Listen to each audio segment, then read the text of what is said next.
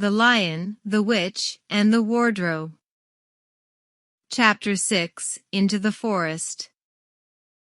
Crammed together in the wardrobe, the children inch backward and are soon surrounded by something cold and wet.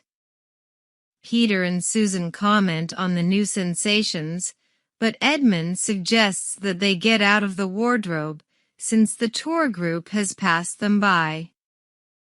Suddenly, Susan notices that she is leaning against a tree, and they all realize that they are standing in a forest. Peter apologizes to Lucy for having doubted her, and acknowledges that Lucy's wood is, in fact, real. Characteristically, he expresses a desire to explore, but the level-headed Susan suggests that they reach back into the wardrobe for the fur coats, to protect them against the cold weather. Lewis writes that they look more like royal robes than coats, foreshadowing the siblings' eventual ascension to the 4 thrones at Cair Paravel.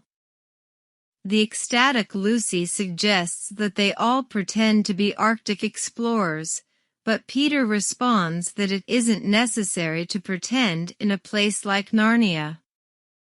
Edmund, forgetting that he had told Peter and Susan that he and Lucy had merely been pretending to be in Narnia, suggests that they head for the lamppost. Peter and Susan immediately realize that Edmund has been lying to them.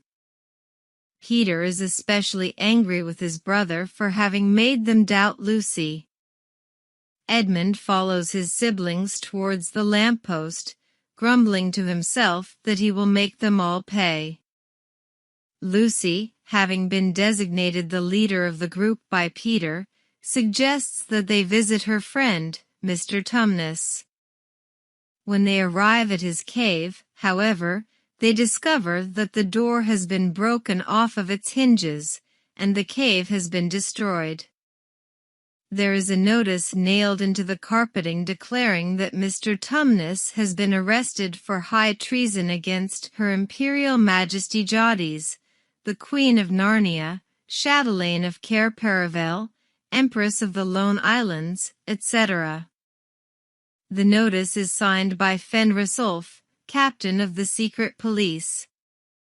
Lucy is upset by the notice and explains to the others that the Queen is the White Witch, the one who has made it always winter and never Christmas. Lucy feels responsible for Mr. Tumnus's arrest, and the children try to devise a plan to save him. Edmund complains that there is little they can do, and, besides, he is hungry.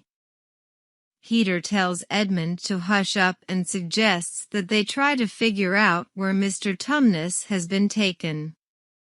He is also worried about the lack of food but feels that they should move forward nonetheless. Lucy notices a red-breasted robin, and when she asks it where they should go, it hops from tree to signal that they should follow. Edmund suggests to Peter that the robin might be setting a trap, but Peter says that robins are usually good birds in stories. Edmund then asks how they can be sure that Mr. Tumnus is a good fawn, and that the Queen is evil. Peter responds that they can be sure that Mr. Tumnus is good because he saved Lucy, but Edmund suggests that the fawn may have merely been pretending to save her.